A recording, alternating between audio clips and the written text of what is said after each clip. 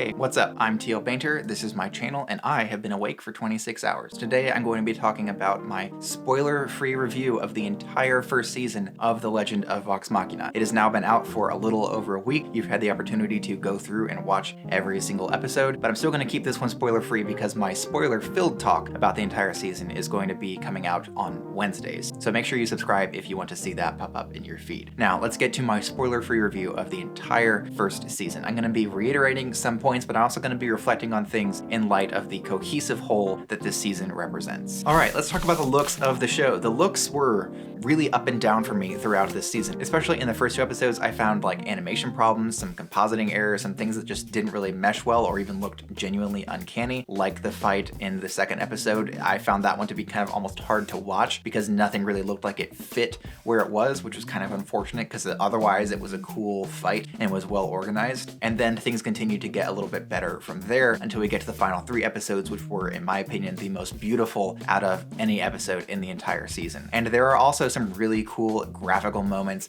throughout the entire season, but then sprinkled in here and there were just some things that didn't really sit well with me, or some moments that didn't look polished or were even missing frames. And I've seen other people voice this complaint, so I'm glad it's not just me or just my internet. There were just some missing frames in a few scenes, and this improves throughout the entire season until we get to the final three episodes, which were a very strong finish visually speaking and critically speaking, but I've already talked about the three episodes critically in my previous review for The Legend of Vox Machina episodes 10, 11, and 12. So the looks of the show, they were kind of hit or miss. Sometimes they could be really good, and sometimes they just seem to be lacking polish and could have been improved with another pass or two. I'm not really going to get into anything more as far as that is concerned because I've already talked about the looks in depth in each of my previous reviews. So overall, throughout the season, I feel like the looks were improving gradually, especially from episode 3 onward, but they didn't really get perfect for me until the last 3 episodes of the season. Okay, let's talk about the characters. We should all already know Vox Machina unless you're somebody who hasn't watched the campaign. I am familiar with Vox Machina, so I was already in love with these characters, although I was willing to allow myself to be reintroduced to this new show version of the characters. They got a lot stronger throughout the entire series, and I connected with them a little bit more, and they began to feel more familiar by the time we get to the last 3 episodes. But especially early on, they all felt a little bit one note, and they just kept hitting that same note over and over again, almost as if they really wanted to hammer home a specific character trait for each of the characters. And I can understand why you would want to do that, but I felt like it wasn't executed very well in those early episodes, and thankfully we kind of abandoned that and allow the characters to get rounded out more, probably from about episode 7 onward. Yet despite this, they do some really strong character work with regards to establishing relationships between specific characters, as well as establishing each character's relationship to the group as a whole and what it is that they provide. A great way that they do this actually early on, I believe it is episode 4,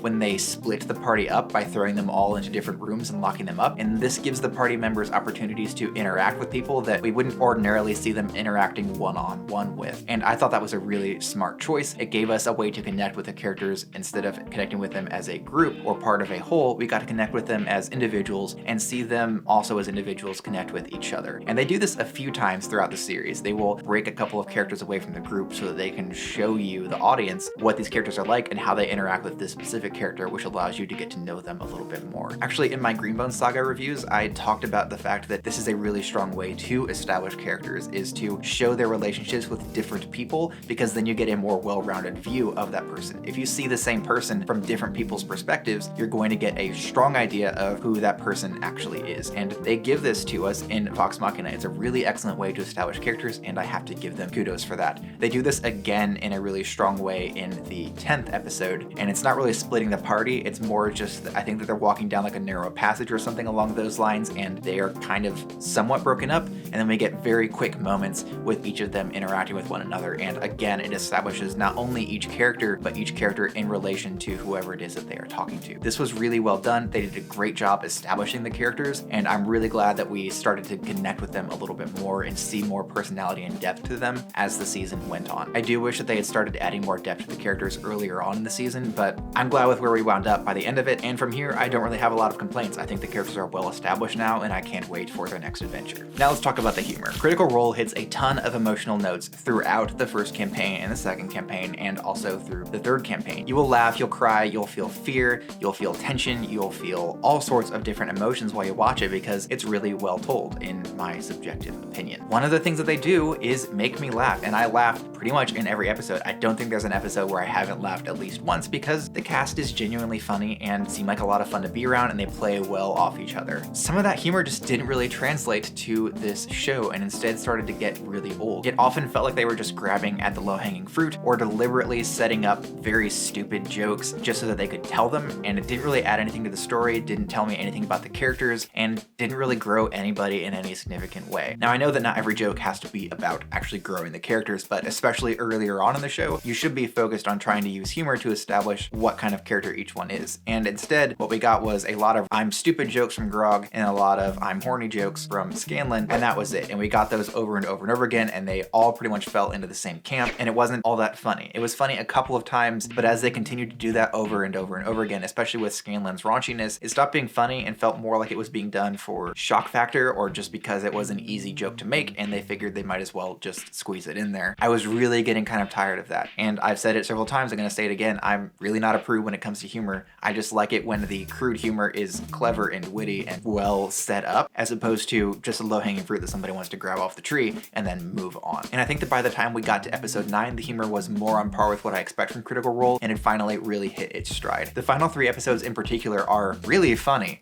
Now they're really emotional and all sorts of other things, but they are also really funny. There are a lot of laugh out loud moments in those that also help to establish and ground the characters a little bit more. Yeah, we all know Grog is stupid, but he can be stupid and make a joke that's not just I'm stupid, and he really nails And he really nails that in those last 3 episodes. I'm not saying these are the only 3 episodes where Grog is funny. He's funny throughout the season. Essentially what I'm saying is they stopped making Grog the butt of the joke and they just started having Grog deliver jokes. I don't even want to spoil a joke for you, but there's a really quick interaction between Grog and Silas in episode 11 that I found to be just hysterical. And it's a really quick, snappy delivery, and we get it because Grog is dumb, but Grog isn't making fun of himself and the show isn't making fun of Grog in that moment. It's just using Grog's lack of understanding to deliver a joke that is genuinely funny, but it's not funny because Grog is dumb. Does that make sense? Am I explaining that well? I don't know if I am.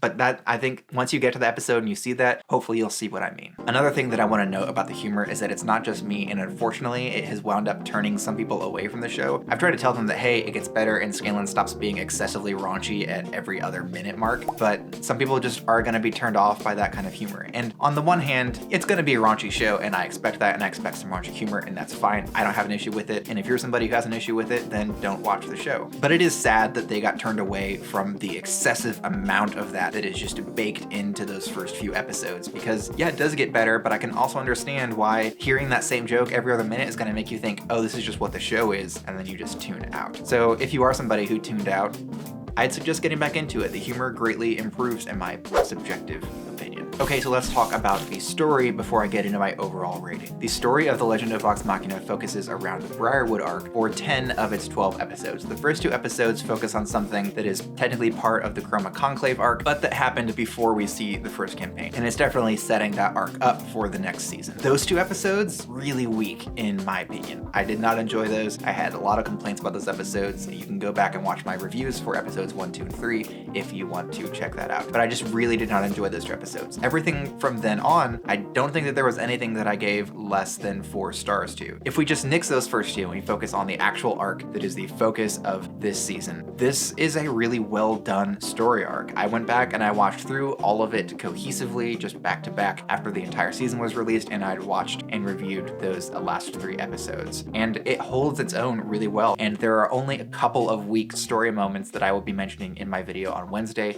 specifically in regards to Percy's progression through this. There's a problem that I have with the way he progressed that I feel kind of weakens a specific point in the story, and I'll talk about that later on. But overall, the story of this is just an excellent revenge story. It is a really well done revenge story that establishes the characters very well, establishes the world really well, and I don't have a lot of complaints about the story. It is well set up. We kind of get establishments of motive, we get establishments of power and scope, and it's really well done, and the horror is really well done. It is just fantastic. And now let's get to my overall rating. But before I give you my final rating for the entire first season of The Legend of Vox Machina, I wanted to remind you that you can like, comment, and subscribe, all at no cost to you. It costs less than something that costs a penny. That's incredible. Thank you very much for your sacrifice of less than a penny when you go down to like, comment, and subscribe. And now let's talk about my overall rating for the first season. I'll just put all the star ratings right here that I've given to all the episodes. Wow, look at that. The magic of me dragging some things into Premiere Pro and screaming at my screen for about 5 minutes as I try to figure out how to do what I just told myself I would be doing.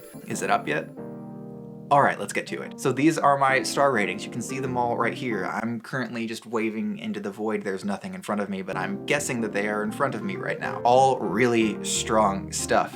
I don't know if you've followed my channel before. If you haven't, hi, I'm TL Painter, and I am really critical when it comes to stories. I am kind of nitpicky, although I try not to be. I try to be more just general in terms of my criticisms, and I let the nitpicky stuff kind of slide, even if I feel like I do need to mention it. But for me to give anything above 3 stars or so is pretty rare. I've given things that I enjoyed 3 stars because even if I enjoyed them, I still find them to be critically pretty average, and 3 stars is average. 3 stars is not bad, 3 stars is not great. It just means it's average. It's about what I expected. It met my expectations, and there are only 2 episodes that are 3 stars or less, and those are the first 2 episodes in the season. And those don't even really have anything to do with the Briarwood arc. The very last scene of the second episode kind of hints at the overall arc of the whole story, but other than that, they really don't have anything to do with this arc. I'm going to give 2 different ratings to the first season. One of them is going to be factoring in those first 2 episodes, and one of them will be looking at just the Briarwood arc because that is what the season is focused on. And those first 2 episodes, honestly, I really didn't like them, and I kind of don't feel like they should count toward the season. So you can pick which rating you want to go with, because if we include all 12 episodes, which I will put over here, I'm going to go ahead and give it 4 stars, just shy of being perfect for me. And on the other hand, if we focus on just those 10 episodes that are about the Briarwood arc, about Percy, and about Whitestone, I'm gonna give it 5 stars. I found it to be, overall, everything considered, pretty dang close to perfect. So those are gonna be my 2 separate ratings for this. I will let you pick which one you think is going to be most valid, because for me, I think that the one that focuses on just those 10 episodes is gonna be the most valid, because those first 2 I feel can really be excluded. You could nix them and not miss very much from this, other than a couple of character introductions and the tavern brawl scene, which was pretty cool, but also very cliche. I know that they're gonna be important for the next season, but I just really did not enjoy them especially much. And so those are my 2 separate ratings for this first season. I am curious to see if other people agree with me that those first 2 episodes weigh down an otherwise 5-star season of an animated show. This was really strong. My expectations, honestly, were high enough. They were a little bit high just because I love Critical Role, but at the same time, they were a little bit low because Critical Role hasn't made an animated series, and also Dungeons & Dragons shows tend to not be all that great. But because The Legend of Vox Machina embraced the fact that it's a Dungeons & Dragons show, I think that really worked in its favor. Okay, this video is getting a little bit long according to the timer on my camera, so I'm going to go ahead and end it here. Thank you so much for taking the time to check out this video. I really appreciate it. And if you'd like to see another video from me, you can do so by clicking up here. And until next time, bye.